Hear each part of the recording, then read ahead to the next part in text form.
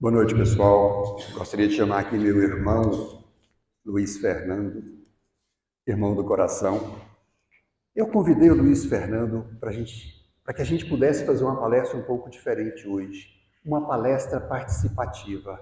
Uma palestra onde vocês pudessem participar, trazendo assuntos, trazendo perguntas, participando desse momento. E nós vamos falar para vocês aquilo que está no nosso coração.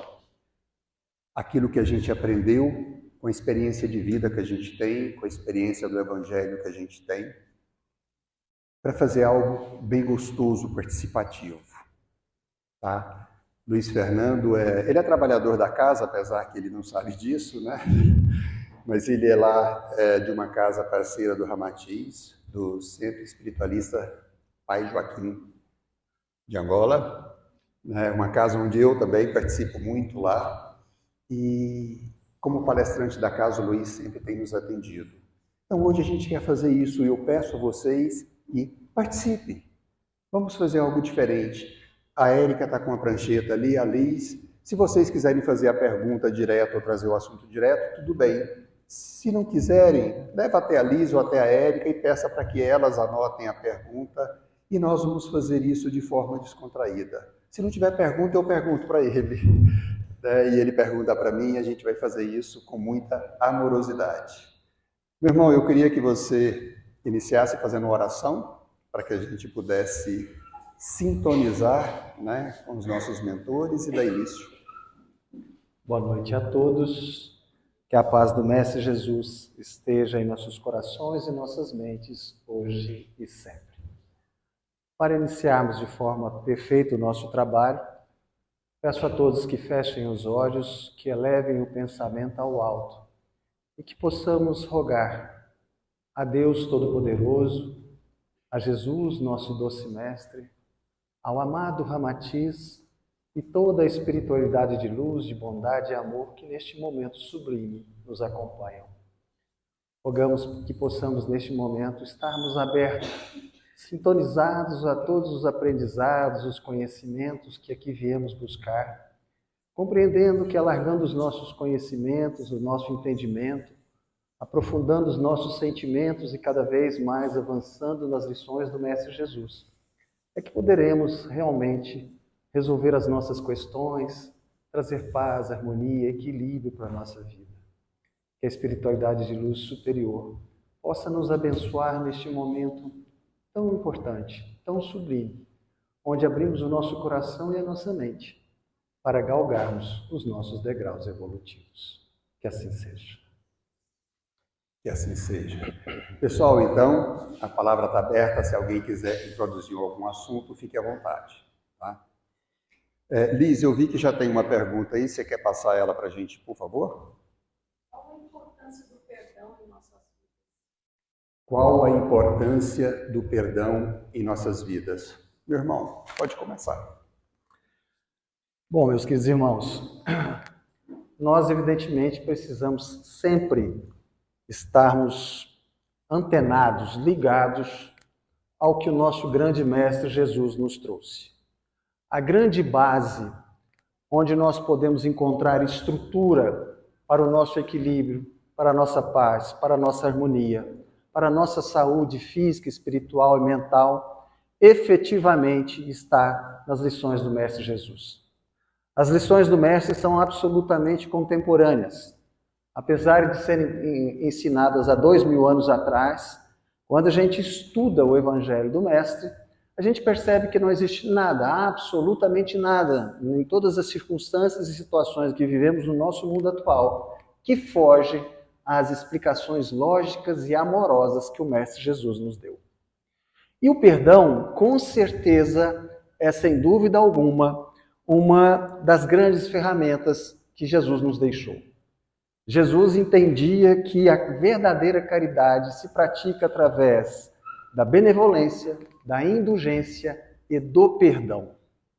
E aí então a gente percebe como que é tão importante olharmos para nós, compreendermos a necessidade que temos de nos conhecer através do autoconhecimento e, evidentemente, reconhecer as nossas mazelas morais e, por consequência natural, os nossos equívocos, os nossos erros. Por consequência, nós precisaremos nos perdoar. Então, o perdão é tão importante, mas tão importante que ele começa pelo auto-perdão.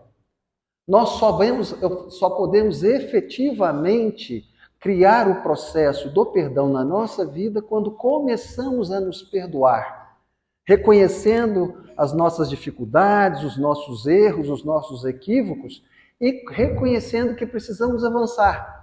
Porque se nós não buscarmos o perdão, ou melhor, o auto-perdão, nós não conseguimos sair do lugar.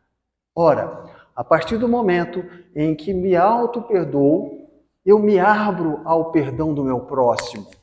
Porque assim como eu necessitei do perdão, mais do que nunca eu reconheço a importância do perdão ao próximo.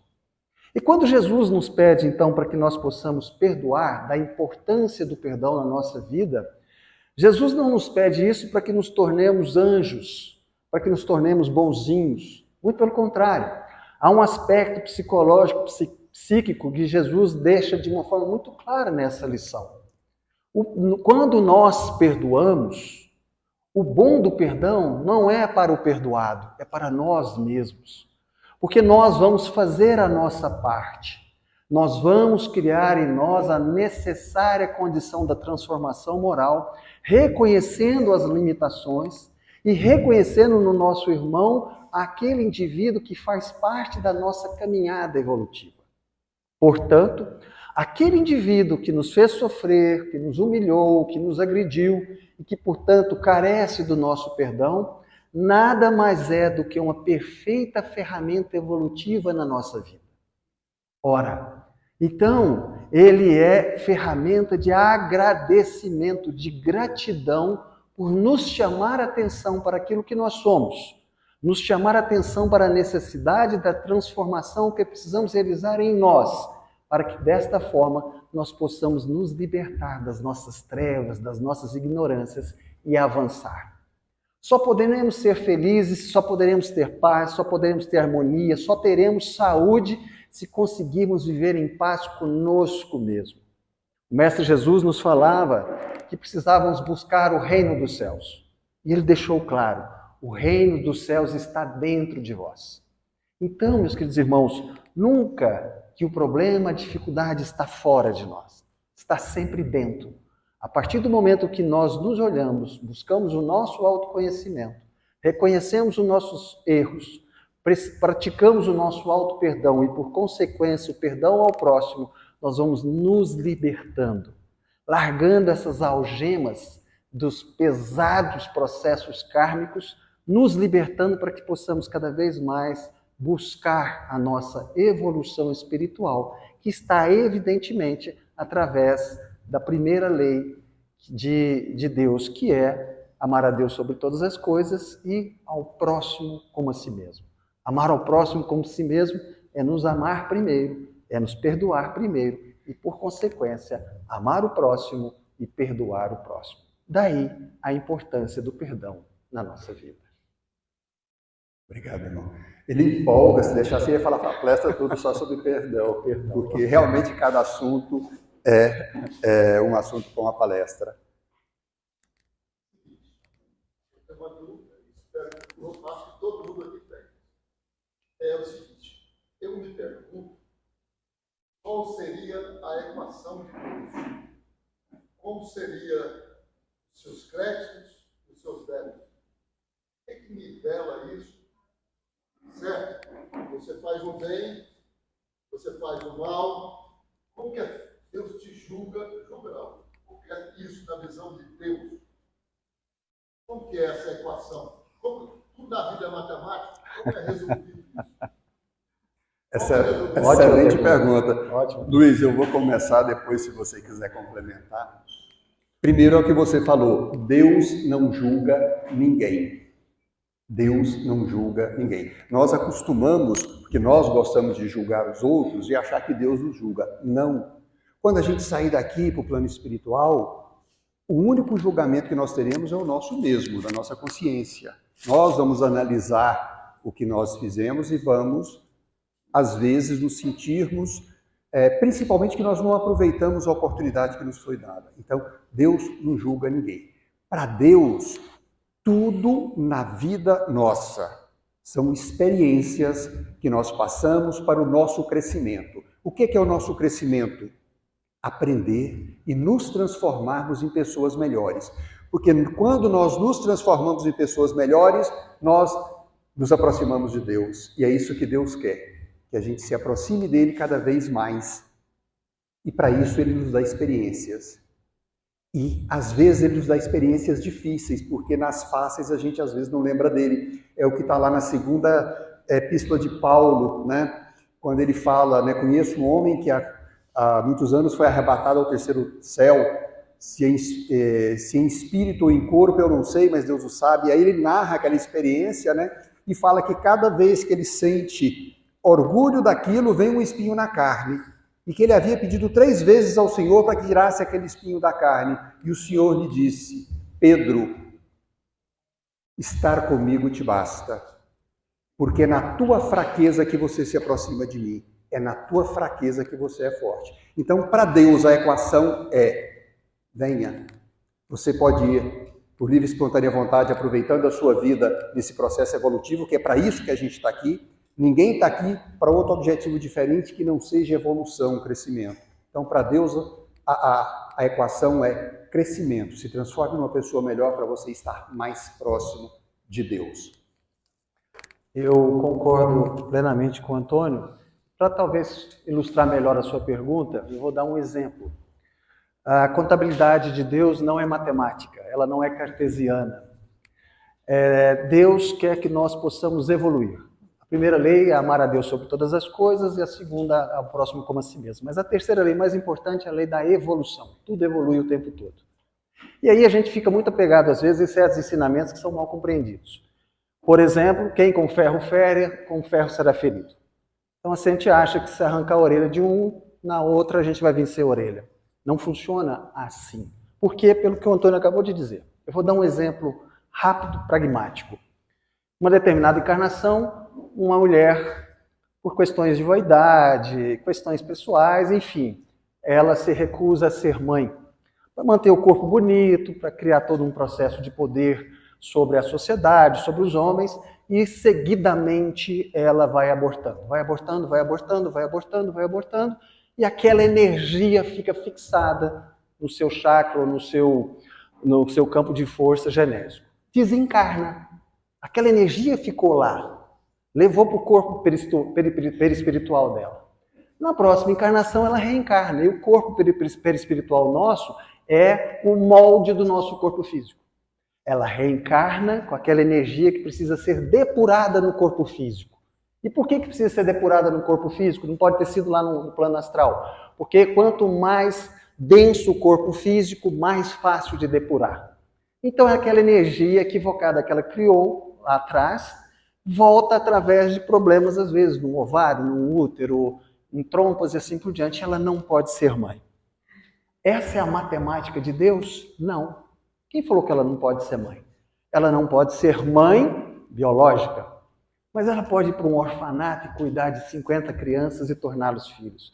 Ela pode adotar 2, 3, 4 crianças. Enfim, ela tem alternativas evolutivas morais para fazer com que essa contabilidade cósmica feche e ela consiga, evidentemente, aprender com aquele erro do passado e buscar uma evolução evolutiva moral. A contabilidade de Deus é pelo amor, é pela dedicação, é pelo desprendimento, é pelo desapego. Então, quanto mais nós abrirmos os nossos horizontes em função do amor ao próximo, mais nós estaremos fazendo a contabilidade de Deus. É exatamente o que o Antônio lhe respondeu. Pessoal, uma pergunta aqui. Como o Espiritismo vê a ansiedade e a depressão? E quais os meios para superá-los? Luiz, eu vou começar novamente e depois você complementa. Ansiedade e depressão são coisas do mundo físico, dessa terceira dimensão que a gente vive.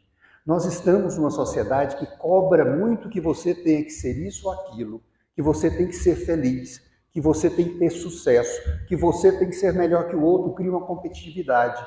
E nós nos comparamos com o outro. E nós queremos ser melhores com o outro. Enquanto que, na verdade, o processo é dentro. O processo é dentro, é seu, é individual. E você muitas vezes está comparando com o outro. Depressão, geralmente, é quando a gente está muito apegado ao passado. A gente está trazendo recordações e vivendo coisas que nos deixaram mágoas, que nos deixaram traumas. Ansiedade, essa expectativa de querer controlar a vida. E na vida está tudo certo.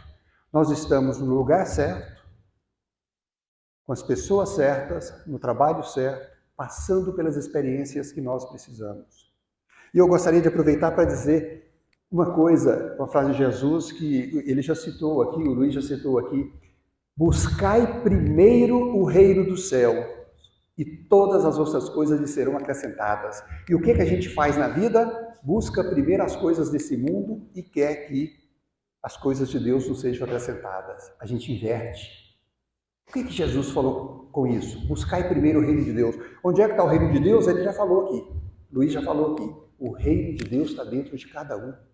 Então o que Jesus falou com essa frase? Encontre dentro de você Deus, porque Deus está dentro de você, e você entrando em contato com Deus, conectando com esse Deus, o resto tudo lhe será acrescentado, porque você será merecedor de tudo na vida. Porque Deus merece tudo e Deus está dentro de você. Nós somos fractais de Deus. Então, se nós invertermos a nossa busca, em vez de preocupar tanto com coisas desse mundo e preocupar mais com o reino de Deus que está dentro de nós, é lá que nós vamos encontrar Deus. Não adianta procurar Deus em nenhum lugar. O dia que a gente parar e buscar dentro, é o lugar que a gente vai encontrar. E a hora que a gente encontrar esse Deus dentro, que a gente entrar em sintonia com Ele, todas as demais coisas serão acrescentadas na nossa vida. Nós não vamos precisar correr atrás de dinheiro, se preocupar com correr atrás de dinheiro e tudo, porque o universo vai entender. Você está pronto. Você descobriu Deus dentro de você. O resto lhe será dado porque você merece. Concordo em gênero, número e grau. De novo, para facilitar a exposição perfeita do Antônio. Eu vou dar um exemplo. Jesus nos falou, buscai primeiro o reino dos céus. Ele não falou unicamente o reino dos céus. Aí a gente acha que nós temos que resolver os problemas da matéria. Aí vamos falar de ansiedade. Bacana. É normal, né? Vocês poderiam até me ajudar a encontrar essa resposta, viu, Antônio? É normal a gente ver um indivíduo assim: estou ansioso porque eu quero passar num concurso público. Estou ansioso porque eu estou comprando um carro 0 quilômetro. Estou ansioso porque eu estou construindo todo o processo do meu casamento. Mas a gente não vê, Antônio, o indivíduo falar assim: estou ansioso para virar espírito de luz. Você já viu? Eu nunca vi. Estou ansioso para amanhã cedo eu perdoar o João. Estou ansioso porque amanhã eu quero fazer muita caridade. A gente não vê isso. Vocês já perceberam? Por que será? Exatamente porque o Antônio falou. Esses processos, tanto os depressivos quanto os de ansiedade, um ligado ao passado, o outro ao presente, na realidade estão ligados a questões de valores materiais, que são efêmeros. Todos nós, pode contar o segredo para a turma? Pode. Todos nós que estamos aqui vamos morrer. Vocês têm dúvida? Não vai sobrar um. Então essa ansiedade que você está tendo aí para comprar, para obter, para fazer isso e tudo mais, de repente é uma energia gasta desnecessária. Segundo a psicologia e a psicanálise, foram feitas várias pesquisas no mundo inteiro, 90% das nossas preocupações não acontecem. Aí você pensa assim: quanta energia, quanta noite sem dormir, quanta dor de barriga eu passei, para nada. Por quê? Porque a gente não confia na força de Deus. A gente acha que Ele não está no comando. Meus queridos irmãos, no início não existe nada fora do comando de Deus. Ele acabou de falar, está tudo perfeito, está tudo certo. Se a coisa está complicada para a gente, porque é um processo didático que nós temos que aprender a lidar com esses valores da vida. Valores espirituais e valores materiais. O que a gente precisa atribuir a valores espirituais e o que a gente precisa atribuir a valores materiais. Essa é a questão. Porque o problema não está no dinheiro, o problema não está no carro, o problema não está no bem material. O problema está no homem que abusa e apega aos bens materiais, gerando depressão, e gerando, evidentemente, ansiedade. Bens materiais, mamon, naquela lição de Jesus, não quer dizer que seja um deus pagão, não. Aquilo é uma palavra aramaica, né, que quer dizer bens materiais, inclusive corpo físico, porque muitas vezes a gente se apega ao corpo físico de uma mãe, de um pai, de uma esposa, de um filho. Tudo é matéria. Os desequilíbrios espirituais, químicos, também existem na pessoa. Às vezes a pessoa desequilibra. Um processo desencadeia outro, né? Às vezes também pode ser um desequilíbrio. Muita gente adoece. Todo desequilíbrio. Está muito associado. Não, essa é 90%. Sim, mas todo desequilíbrio ali interno, viu, gente? A gente gosta muito de terceirizar. Ah, eu tenho um obsessor que me perturba. Ah, alguém me deixou assim. Não, tudo é dentro de você. Se a sua vibração estiver boa, nenhum obsessor chega perto de você. Se a sua vibração for boa, ninguém vai te magoar, porque mágoa ninguém te magoa, como disse Gandhi, né? Gandhi certa vez perguntaram tudo que ele sofreu, se muitas pessoas haviam magoado. Ele respondeu, ninguém nunca me magoou. A parte falou, por quê? O senhor sofreu, apanhou, foi preso? Ele falou, ninguém magoa ninguém. Mágoa é um sentimento que nós criamos dentro de nós mesmos. Então tudo está dentro da gente. É a nossa vibração, são os nossos sentimentos. Bom, tem uma pergunta aqui que, na verdade, já foi respondida pelo Luiz. Né?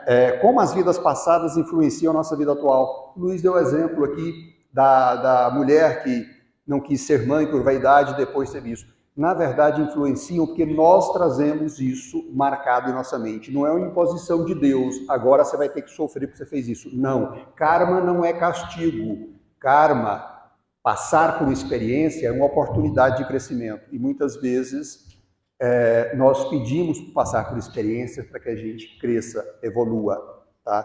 Então, só complementando. Agora, uma outra pergunta aqui, muito ligada ao mundo atual, é com a evolução tecnológica do mundo, por que os homens não evoluem? Porque a evolução vem de dentro. É dentro de cada um. Não interessa o que está lá fora, nós olhamos muito para o que está lá fora e a evolução começa dentro. O dia que a gente parar, esquecer o mundo lá fora e prestar atenção no aqui e agora, porque só existe o aqui e agora. Nós estamos muitas vezes aqui pensando o que vai fazer amanhã. Não, só existe aqui e agora. Amanhã você não sabe nem se vai existir. E nós esquecemos de viver o aqui e agora. Quando a gente começar a viver o aqui e agora e começar a olhar para dentro, analisar os nossos sentimentos, analisar as nossas imperfeições e ter coragem de conversar com a gente, da mesma forma que a gente dá conselho para os outros, dá conselho para o nosso ego, que é chorão, que é vítima, que reclama de tudo, e explicar para ele que ele é um ser de luz. Aí quando a gente encontra esse ser de luz que está dentro da gente, a evolução passa a ser rapidinho. A questão é que a gente observa, olha para a gente como se a gente fosse muito pequeno, como se a gente fosse apenas sombra, e nós somos luz, nós somos um fraquetal de Deus. E o dia que a gente olhar para essa luz, a gente vai compreender quão grande a gente é, e a gente vai descobrir que a gente não tem limite, e que a gente pode evoluir rapidinho. Luiz. Existe uma pergunta no Livro dos Espíritos, questão 829. Allan Kardec pergunta, olha que pergunta capciosa. Allan Kardec pergunta aos espíritos superiores a seguinte questão: retirado do indivíduo as suas mazelas morais e os seus vícios, ele efetivamente está pronto para viver uma condição angelical? E os espíritos respondem, não. Na hora que eu vi essa resposta, eu falei, como? Se tiram de mim as minhas mazelas morais e os meus vícios, eu me torno um espírito puro. Segundo a espiritualidade superior, não. Existe algo que é mais danoso do que as nossas mazelas morais e os nossos vícios. E a espiritualidade responde, o nosso interesse pessoal. É exatamente como o Antônio falou. Aí a gente faz uma reflexão sobre essa pergunta do Allan Kardec. Qual é o nosso interesse pessoal quando a gente faz uma oração? Qual é o nosso interesse pessoal verdadeiro quando a gente faz uma caridade? Qual é o nosso interesse pessoal verdadeiro quando a gente busca fazer a nossa evolução? Porque espírito de luz, ele faz a caridade pura e simplesmente por fazer. Nós ainda estamos no processo da barganha. Oh, meu Deus, eu quero evoluir, mas você me dá paz, você me dá harmonia. Eu vou ser bonzinho, mas você me dá tranquilidade. Ainda barganhamos o amor que damos pelo amor que recebemos. E o amor tem que ser desapegado, ele tem que ser incondicional. Percebe? Por isso que a nossa evolução moral não acompanha a nossa evolução material, tecnológica, né? Inteligência é muito diferente de sabedoria. A inteligência nos leva à evolução tecnológica, mas só a sabedoria nos leva à evolução espiritual. É essa a razão.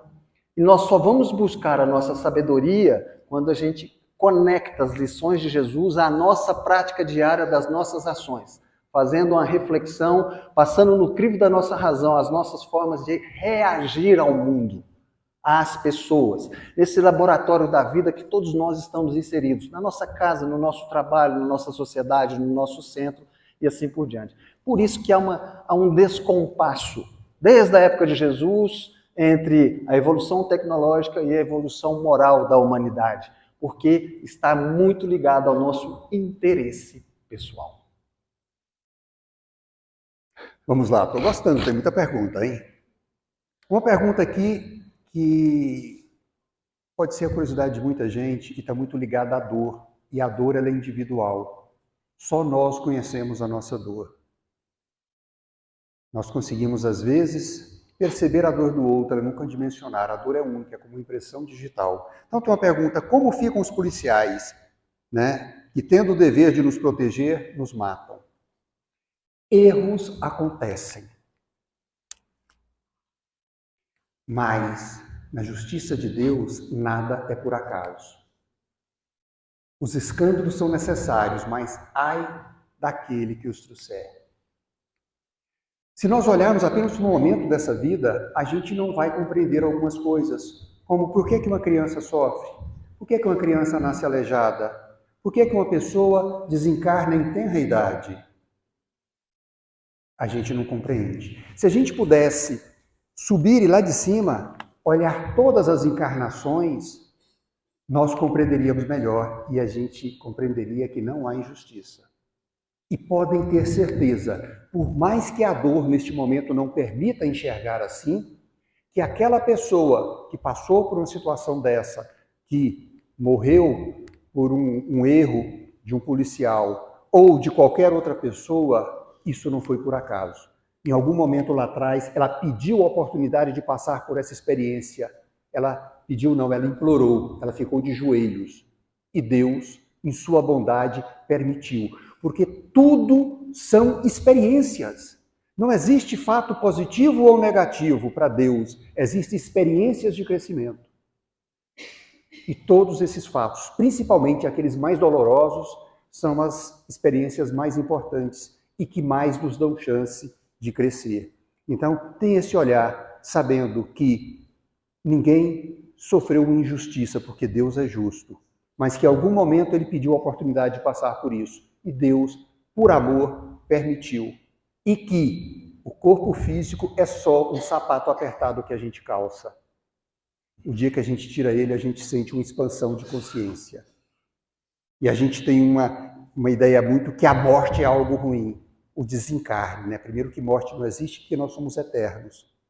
Mas sair dessa vida, deste corpo físico, para o espírito é uma libertação.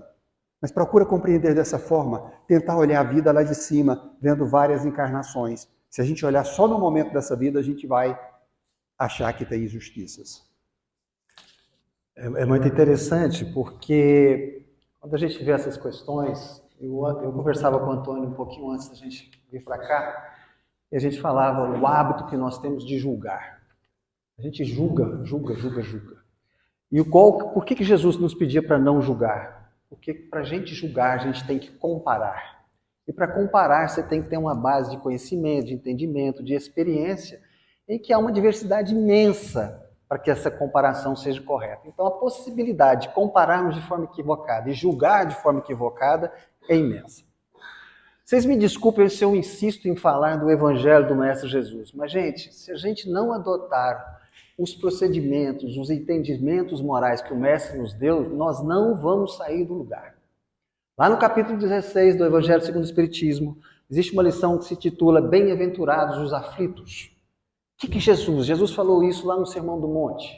O que é bem-aventurados os aflitos? Vamos trazer esse palavreado para o dia de hoje. Felizes aqueles que sabem sofrer. O que Jesus está falando para nós? Ora, se eu estou diante de uma adversidade, de um sofrimento, que pode ser ele o que for, problema de dinheiro, profissional, uma doença, pode ser o problema que for. O que eu tenho que tirar daquilo é um aprendizado. Ou seja, eu vou olhar para o meu problema, para o meu sofrimento e perguntar o seguinte para ele: meu problema, o que você quer me ensinar? Paciência, resignação, disciplina, perdão, determinação, indulgência. O que eu tenho que aprender com esse problema, com essa dificuldade, com esse sofrimento? E lá nessa lição, fala das causas atuais dos sofrimentos e das causas passadas dos sofrimentos. E lá nos explica que as causas atuais estão onde? Nas nossas mazelas morais. Quanto sofrimento a gente vive no dia a dia por causa do nosso orgulho, por causa da nossa vaidade, por causa do nosso egoísmo. Quanto sofrimento a gente sofre hoje que não é kármico.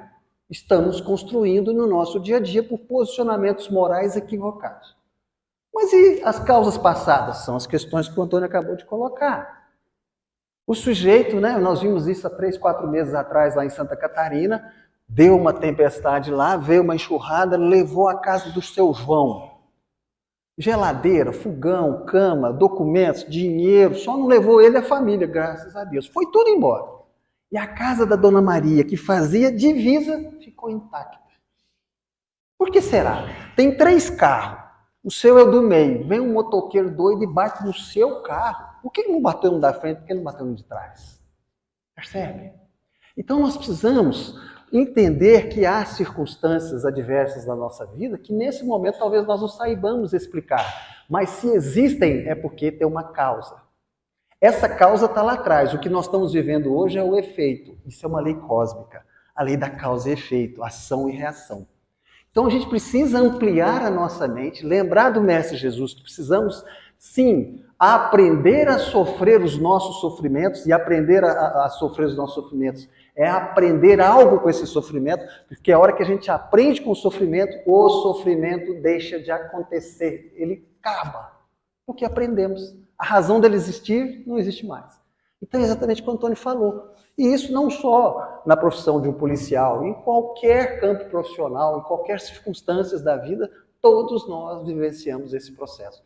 Nós ainda estamos nesse processo evolutivo, galgando degrau por degrau. Precisamos ter muita paciência conosco, mas sempre lembrarmos que há uma bondade infinita para que nós possamos aprender da melhor forma possível, da forma mais rápida possível. Só que para isso nós precisamos ter boa vontade. Ok. O pessoal tem uma pergunta aqui. Por que no Espiritismo não tem o batismo, sendo que Jesus foi batizado? O batismo é um ato simbólico de alguma religião, geralmente significativo para os pais, porque a criança não está nem sabendo o que está acontecendo ali.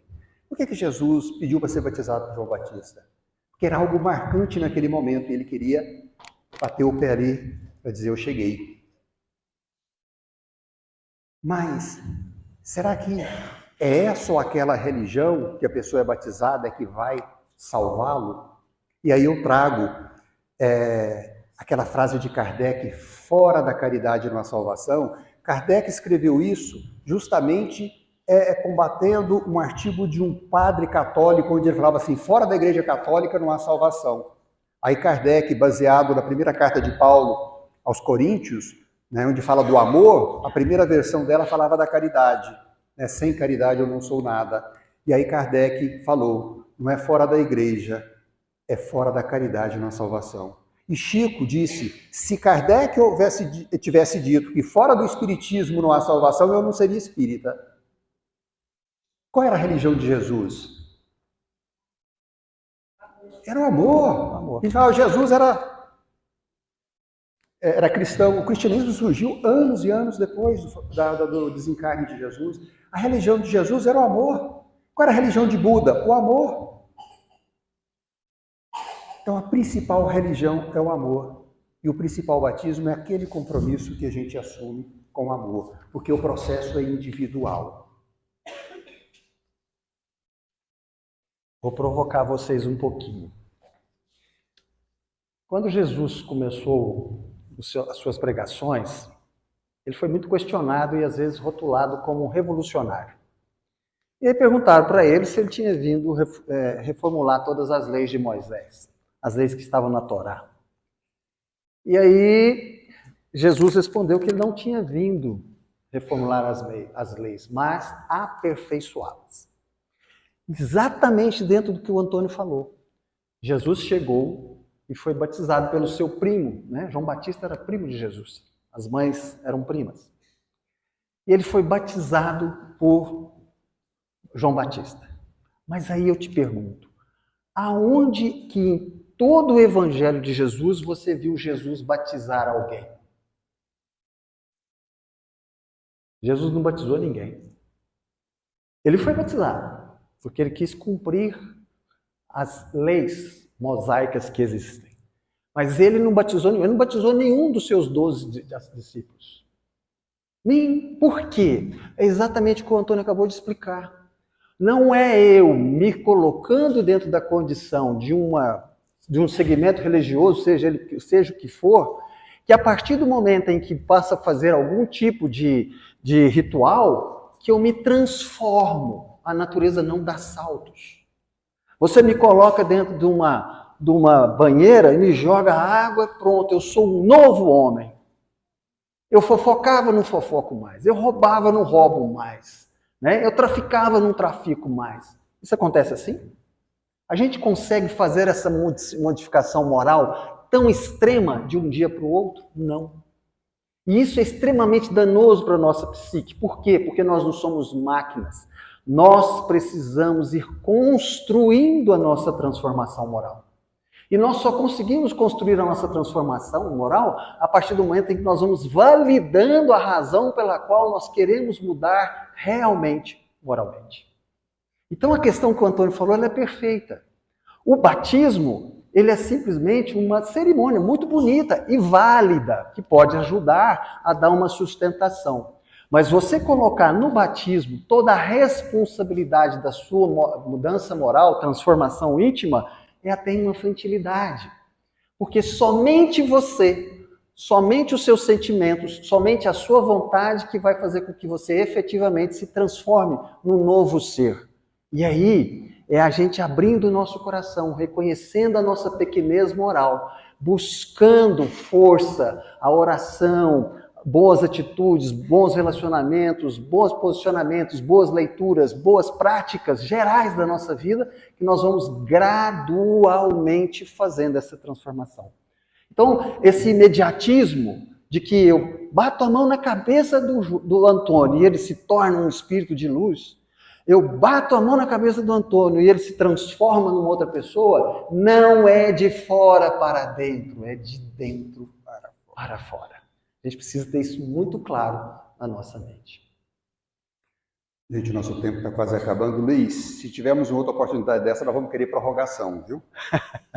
Pessoal, tem uma pergunta aqui muito interessante. Talvez não dê para a gente responder todas. Se é que está agradando o pessoal, né? A gente não sabe se está sendo bom isso. Né? No final, nós vamos fazer uma enquete. Se vocês quiserem, a gente repete depois esse estilo de palestra, tá? Esse irmão aqui é muito querido e eu tenho o maior prazer em estar aqui com ele. O suicida recebe as nossas orações? Eu soube que ele adormece profundamente. Eu vou dizer uma coisa para vocês, a gente não sabe de nada. Porque a partir do momento que a gente falar, é isso que acontece com eles, a gente está julgando. A gente vê muito falar, vai para o Vale dos Suicidas, vai sofrer. Eu vou dizer para vocês, Jesus escolheu nada mais, nada menos que Maria para cuidar do que se chama de Vale dos Suicidas. Ele deu tanta importância a esses irmãozinhos que passaram por uma experiência tão dolorosa que ele pediu para a mãe dele e falou, mãe, desce lá e cuida deles. Então, na verdade, cada coisa que a gente define, é assim, não, nós estamos julgando. Cada um é um processo individual. Qual que é o primeiro susto que um suicida vai ter? Que a vida não acaba. Ele vai chegar lá e vai perceber que ele está vivo. E aí, com o tempo, ele vai descobrir que não é acabar com a vida, é acabar com a dor. E pode ter certeza, ele vai se despertar muito para essa necessidade de cuidar dele mesmo e acabar com a dor. A única coisa que eu posso dizer para vocês, com toda certeza, é que ele assinou um compromisso de um planejamento reencarnatório. Vamos dizer que nesse planejamento estava previsto 80 anos para ele e uma série de experiências. No meio do caminho, com 20 anos de idade, ele resolveu encerrar esse contrato e abreviou a sua vida. O que vai acontecer com ele? Depois de todo esclarecimento, tratamento, acolhimento que ele tiver, ele vai falar, eu preciso lá voltar e cumprir esse contrato. Eu vou reencarnar novamente e vou passar por aquelas experiências que eu havia acordado de passar, que eu havia pedido para passar. E ele vai vir aqui passar por uma encarnação, faltou 60 anos, ele vem aqui e passa por uma encarnação. E está tudo certo. Tudo são experiências de crescimento. Isso está lá no livro Sonho de Ícaro, que conta a vida de Santos Dumont. Santos Dumont suicidou, conta a reencarnação dele quando ele voltou, reencarnou, cumpriu o tempo. É lindo o livro. E é assim que funciona. Então, sem julgamento, sem nada. Maria está cuidando desses irmãozinhos e eles passaram por uma experiência dolorosa que, com certeza, vai trazer grande aprendizado e eles vão valorizar muito a vida e vão continuar nesse crescimento rumo a serem espíritos de luz. Com relação a esse tema, Ícaro Redimido, que é o nome desse livro, que é um livro que vale a pena ler, e um outro livro que é um tratado mediúnico, Memórias de um Suicida, da Ivone do Amaral Pereira. Esse livro, gente, é um livro fantástico, porque ele explica todas essas etapas. Porém, o Antônio deixou uma coisa muito clara e de forma muito sábia. Cada caso é um caso. Cada caso é um caso. Nós não podemos generalizar, todo suicídio é assim, é assado. Não funciona assim. O que ocorre é que nós sabemos, e a doutrina espírita já jogou luz sobre essas ignorâncias, não existe penas eternas. Eternamente vai ficar lá no Vale dos Suicidas. Não. São processos, são ciclos. São ciclos, que todo ciclo tem começo, tem meio, tem fim. E é um ciclo de aprendizado. Ah, mas envolve muito sofrimento. Sabe da onde que vem o sofrimento do suicida? No arrependimento do que ele fez. Porque não dá para voltar atrás. Porque a hora que ele suicida, ele percebe as oportunidades que ele ali perdeu. Que é uma experiência, que é um processo evolutivo, que é um aprendizado. E que ele vai levar isso marcado no psiquismo dele para as várias outras encarnações. Então é extremamente válido. E eu só queria dizer o seguinte, que às vezes as pessoas têm dificuldade de ler o livro, né, Memórias de um Suicida, porque é um livro grosso e tudo mais. Você vai na internet, tem lá, né, o audiobook, são 41 lições, né, de 40 minutos cada uma, que é o livro falado. Gente, é muito bacana. Ah, eu não gosto de ver porque vai falar lá do Vale dos Suicidas, aquele lugar horroroso, nossa, aquilo, Deus me livre. É só no 2º capítulo que fala de um pouco do que é isso lá. Mas voltando a repetir o que o Antônio falou, é uma experiência daquele tipo de situação, né? Mas vale a pena a gente entender, porque quanto mais a gente tiver a certeza da maravilha, né, do tesouro, da oportunidade que nós estamos vivendo uma encarnação, mais nós vamos saber dar valor nos problemas, nos sofrimentos, nas dificuldades, porque é isso que está nos lapidando, é isso que está fazendo com que nós possamos cada mês avançar. Às vezes a gente acha que a gente não está evoluindo, mas tenha certeza, todos nós que estamos aqui somos infinitamente melhores do que aquele indivíduo no dia que ele nasceu. Meu irmão, eu tenho uma notícia ruim. Nosso tempo acabou. Senão, vamos puxar nossa orelha. Pessoal, eu espero que vocês tenham gostado, né? Se vocês gostaram desse modelo de palestra, né, eu teria o maior prazer em convidar nosso irmão aqui para a gente repetir isso. É o irmão do coração. E eu convidei ele porque eu sempre quis trazer esse tipo de palestra mais participativa para casa. E eu gosto muito dos comentários da análise dele. A gente tem uma afinidade muito grande. Eu escolhi ele para a gente poder fazer isso juntos. Então, se vocês quiserem dar um feedback depois para casa, a gente pode repetir esse processo. Infelizmente, não vai dar para responder todas as perguntas. Tá? Vamos ficar devendo nessa, mas, né, se alguém quiser depois aqui conversar e algum esclarecimento, a gente continua aqui. Tá? Posso só agradecer? Claro. Bom, gente, realmente foi uma alegria muito grande estar aqui com vocês, é uma oportunidade ímpar. Essa participação é ótima, a gente ficou muito feliz, só perguntas interessantes, realmente de grande aprendizado para todos nós. E a gente só tem a dizer gratidão a todos vocês pela presença, pelos pensamentos, pela boa vontade de estar conosco aqui e que Deus possa nos abençoar para que estejamos sempre no caminho correto da nossa redenção. Muita paz a todos e uma boa noite. Muito obrigado. Pessoal, gratidão. Vamos procurar uma posição confortável para a gente ir para o nosso tratamento de hoje. Tá? Vamos respirar fundo e encher nosso coração de gratidão. Gratidão pela vida. Gratidão por tudo. Principalmente por aquelas experiências mais difíceis. Como disse Chico, ele agradecia tudo na vida, principalmente as dificuldades, que se não fosse por elas, ele não teria saído do lugar. E na nossa vida é assim. Aquilo que às vezes a gente mais reclama é o que mais nos transforma. Então vamos procurar ter esse olhar neutro para a vida, entendendo que tudo são experiências de crescimento. Vamos respirar fundo, sentir a presença de nossos mentores, nossos amigos espirituais, que tanto nos auxiliam. Vamos elevar o nosso pensamento e nos conectar ao nosso eu superior, que é o nosso espírito, a nossa consciência maior.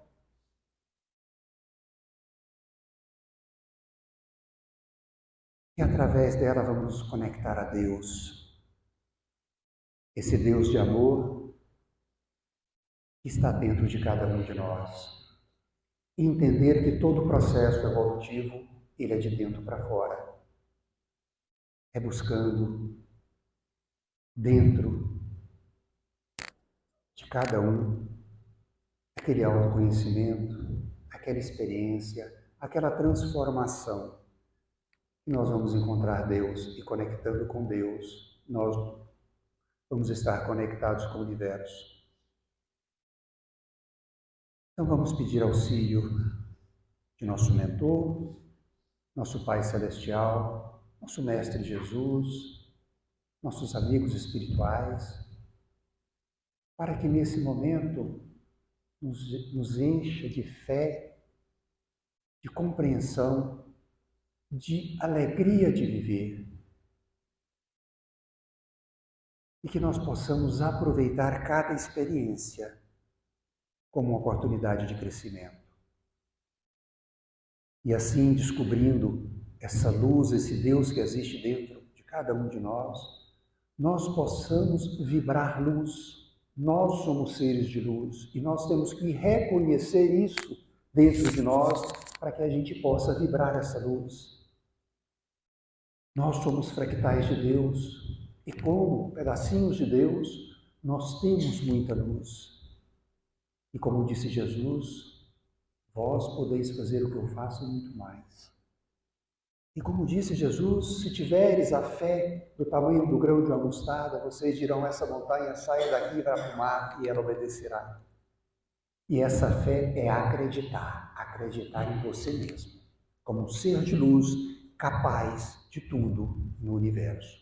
E assim, acreditando, você vai criar a sua realidade, você vai criar a sua vida como você gostaria que ela fosse, com muita fé, com muito amor no coração e sabendo que Deus está no comando de tudo. Um Deus amor, um Deus justo, um Deus bondade.